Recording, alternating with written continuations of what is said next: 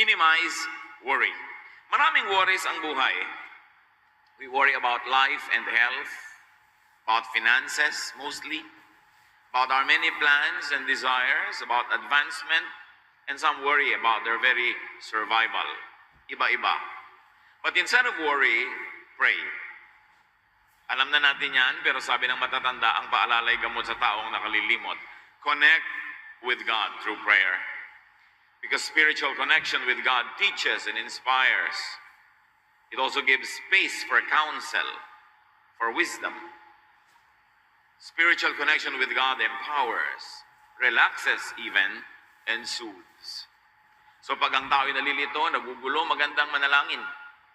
Para kang plug na isinasaksak sa outlet, nakakakonekta ka sa kapangyarihan ng Diyos. Ang iyong kahinaan ay lumalakas, ang iyong kaguluhan ay tumatahimik, at nagkakaroon ka ng inspirasyon. Prayer should not only be resorted to by the very, very cornered and hopeless. Prayer should not be the last resort. It should be the first recourse. Maraming mga pagkakamaling hindi na sana magagawa kung nag-pray agad. We could have been spared many difficulties and hardships and complex problems, complications, if only we pray at once. Mas nauuna yung ating pagsangguni sa Diyos. Mas nakakatipid tayo ng lakas at oras sa pwedeng maging mga pagkakamali. Not to mention that prayer will definitely be answered. Of course, the answer could be yes, no, or wait. But prayer could also be granted. We pray to receive a positive answer to our prayers. Although we accept it if it's a no or a wait. But we accept. And mere acceptance of God's will for us already gives us a lot of serenity. A lot of worry goes away. A lot of stress goes away when you are in communion with God. And whether or not God gives you what you want, having known that you communicated with God and having received God's answer enables you to be peaceful. Malaki ang nagagawa ng prayer. Huwag kayong mananalangin pag gipit na lang, pag huli na, wala na magawa, o wala na tayong magawa, magpe-pray na tayo. Pray agad. Sa simula pa lang, gawin ang unahin. Philippians 4:6, don't worry about anything, but pray about everything. With thankful hearts, offer up your prayers and requests to God. And here we have an insight into a prayer that soothes and helps our nerves. Be thankful. The attitude of your prayer should be thankful, not complaining, not forever grumbling, but thankful. So first of all, you thank God for what you should thank God for, and approach the throne of God from a grateful heart, not from a demanding, spoiled brat. At pagka tayo pasalamat ng pasalamat, hindi man natin laging naaalala tuloy natin na oo nga pala, maraming dapat ipagpasalamat, maraming dapat ipagbunyi at ipagdiwang sa buhay. So what do you do with worry in your life? You cross out worry and replace it with thankfulness. Be thankful because we don't deserve anything from God. And when God does good to us, and He always does that, then we should be thankful. Pag thankful tayo, kumakalma na agad tayo. Tumataas ang presyon natin pag na mareklamo eh. Pag magagalitin, pag maraming expectation, hindi naman nangyayari, naiinis tayo, gagalit tayo, na-stress tayo, and it's bad for our health. But to have less to worry about, and to help secure the future, instead of worry, plant good seeds. Many people worry because they never do the planting in the correct time. But those who fail to plant so that they could harvest, they actually plant to worry. Maraming pag-aalala nangyayari kasi hindi tayo nagtanim nung dapat oras na nagtanim tayo. Hindi tayo gumawa ng tama, hindi tayo gumawa ng mabuti. We never did our assignment, our homework. So now, we become worrisome. Kasi alam natin na may darating na mga pagbabayad ng mga utang, may darating na mga leveling up of things, pero pagka hindi ka gumawa ng tama, noong tamang oras, nagkakaroon ka ng alalahanin. Ecclesiastes 11:1-2, ship your grain across the sea, after many days you may receive a return. Invest in 7 ventures, yes, in 8. You do not know what disaster may come upon the land. So ang New International Version renders Ecclesiastes 11:1-2 as trading. Do more trading para meron kang tubo. Mamuhunan ka, magnegosyo ka para ka kumita, at mag-diversify ka. Mag-invest ka in 7 or 8 ventures kasi hindi mo naman alam kung alin dyan ang magkiklik, kung alin ang kikita. And the contemporary English version of the same verses say, be generous and someday you will be rewarded. So this too is a kind of planting, like an economic activity is a kind of planting. Share what you have with 7 or 8 others because you never know when disaster may strike. So kung meron tayong mga kabuhayan, meron tayong panahon, oras, time, talent, treasure, we share it with 7, 8 people because you will never know who among those people would be grateful enough to help you in times of trouble. So you invest in many ventures because you don't know which really will work. However, too much diversification, could lead to disaster. Kaya sinabi, 7 or 8. Not too many. But don't put all of your eggs in one basket. Don't invest everything in just one thing. Kasi pag nawala yon, marami kang alalahanin. Planting many seeds in many places gives you more reason to be hopeful, optimistic, and positive. It also gives you chances at being pleasantly surprised by the harvest that could come. Instead of worry, sleep. Kung meron isang napaka-practical na payo para sa mga mapag-alala, lagi nag-aalala, lagi nag-iisip, itulog nyo yan. Kasi kapupuyat naman, kaiisip, hindi rin nalulutas ang problema. Puyat ka pa, kinabukasan tuloy, lalo hindi ka makapag-isip dahil parang nakalutang sa hangin ang iyong utak. Sleep relaxes. Sleep resets the mind. Kumbaga, sikip na yung kwerdas ng utak nyo. Pag natulog kayo, luguluwag uli, nire-reset. The reading goes back to 0. It becomes neutral enough to accept and to receive inspiration that probably never found space when you were too preoccupied with your nagging thoughts. Sleep could even bring you to another dimension of consciousness, into the counsel of God. We know of many Bible characters who found the greatest instructions at sleep while they are sleeping. Well-timed sleep could be your first step in problem solving.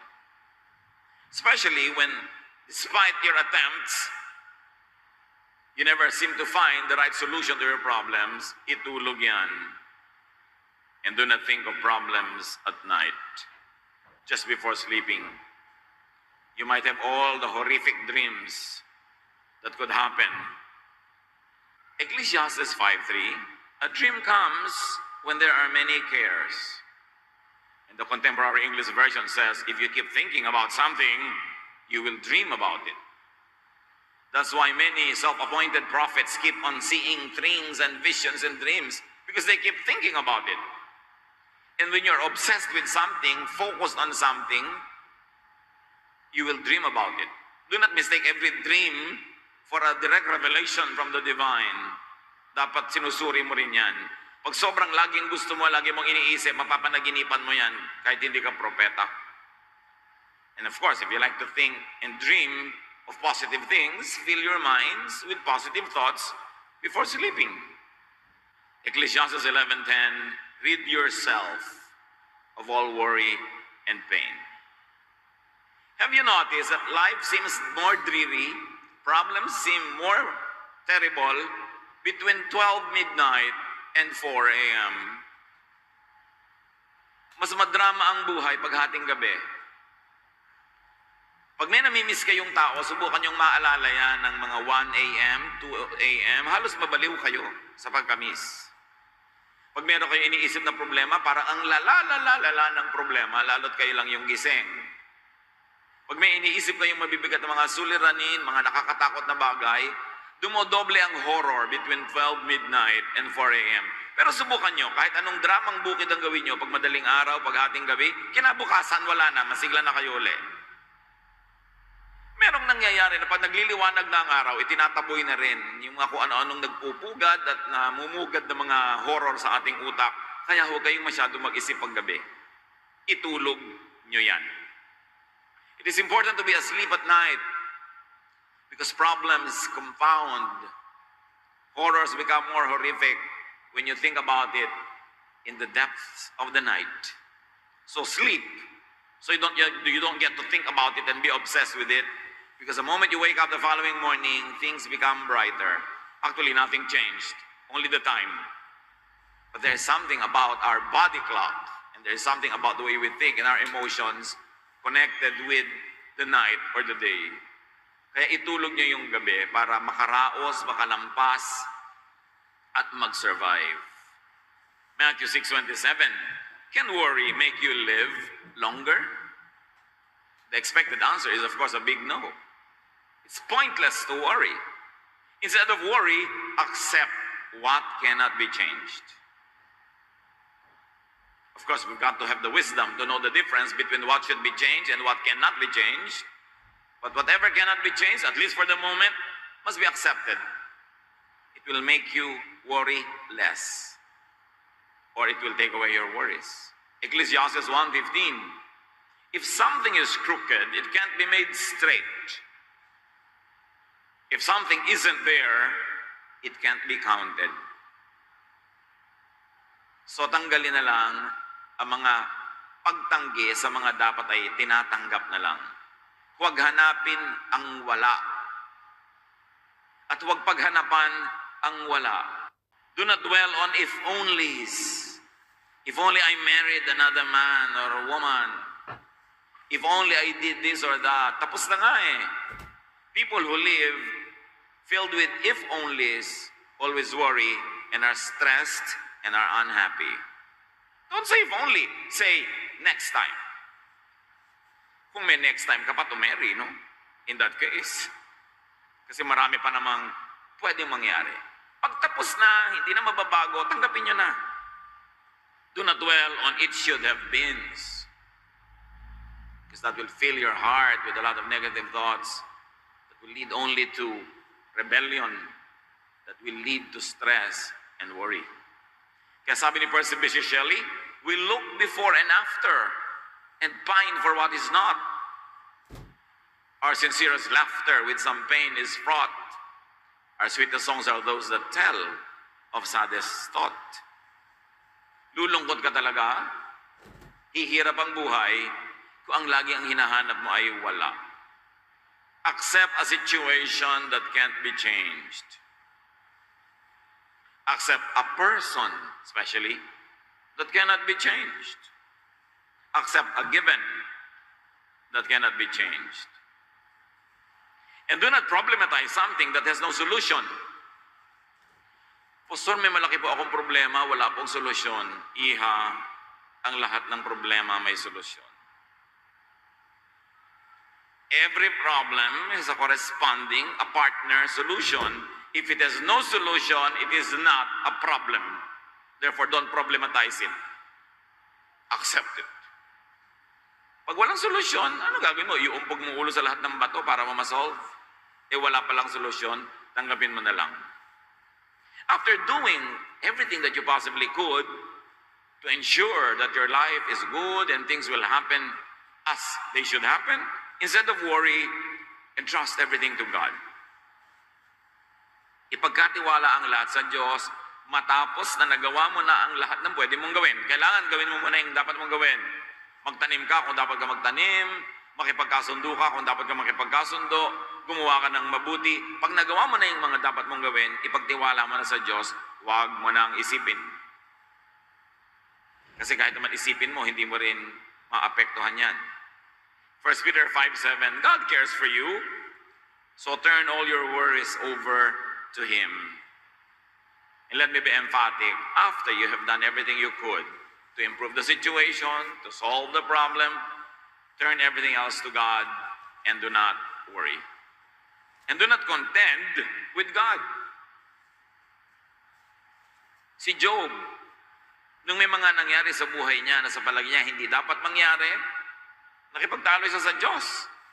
Sabi niya, hindi ko naman dapat deserve to. Bakit ako nagkaganito? Nagkasakit? Bakit ako naghihirap? Ang buti-buti kong tao.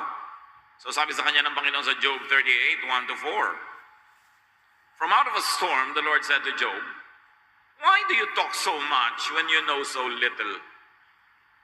Now get ready to face me. Can you answer the questions I ask?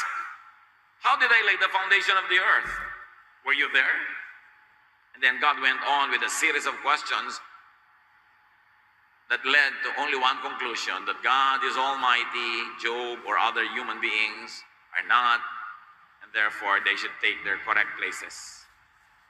Huwag ka na makipagtalo sa Diyos, kung yan ang kalooban ng Diyos at yun ang naganap, siguradong yun ang pinakamabuti para sa iyo, at least at that moment. At walang buting idudulot ang magreklamo at ang magtampo pa sa Diyos. Minsan nagtatampo pa yung iba sa Diyos. Anong mapapala mo na magtatampo ka sa Diyos? Mananalo ka ba? Tanggapin ang dapat tanggapin, baguhin ang pwedeng baguhin, at huwag mag-alala. Matthew 6:25 to 26, sabi ng Panginoong Jesus, "I tell you not to worry about your life. Don't worry about having something to eat, drink, or wear. Isn't life more than food or clothing? Look at the birds in the sky. They don't plant or harvest. They don't even store grains in barns. Yet your Father in heaven takes care of them. Aren't you worth more than birds?"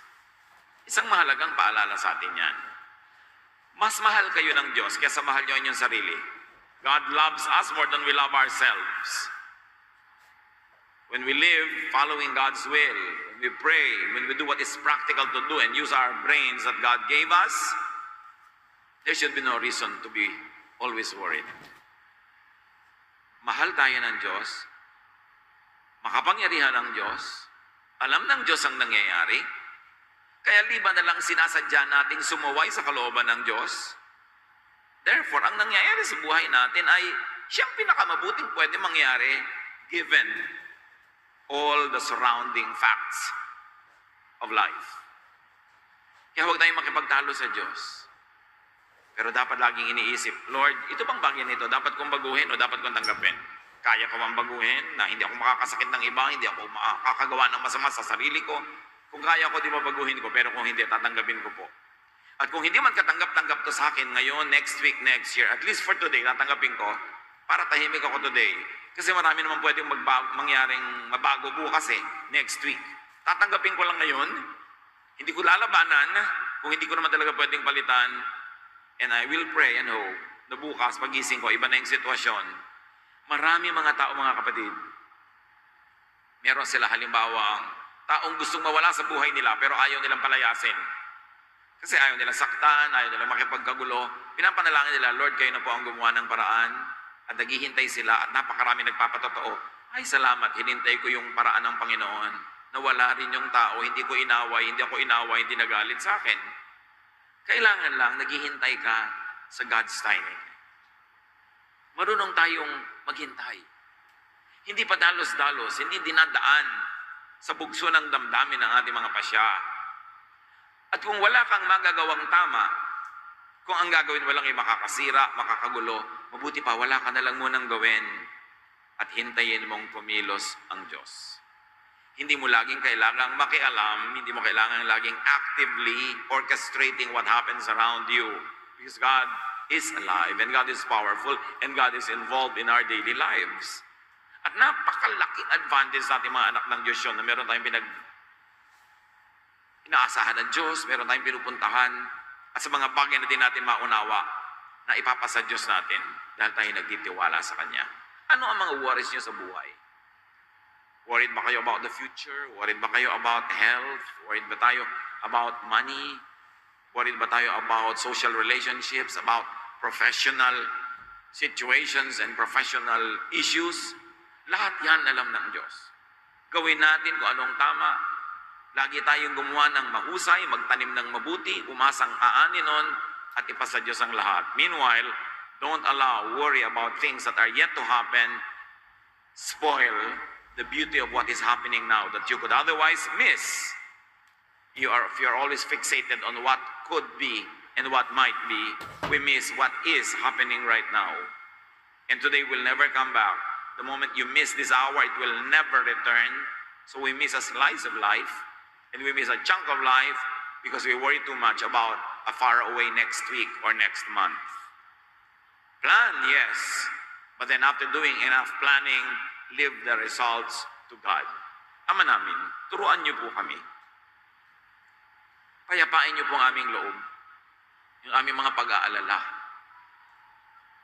Turuan niyo kami magtiwala sa inyo, gawin ang tama, at mabukas ang mata namin sa napakaraming magagandang bagay na dapat naming malasap, ma-enjoy, kung hindi lang kami laging nag-aalala at laging natatakot. Panginoon, palitan mo ng kapayapaan. Palitan niyo po ng inspirasyon. Palitan niyo ng kaliwanagan. Palitan niyo ng lakas. Yung lugar na ngayon na bakante dahil tinanggal namin ang mga worries na ito at ibinigay sa inyo. Spend some silent time with the Lord. Listen to the Spirit.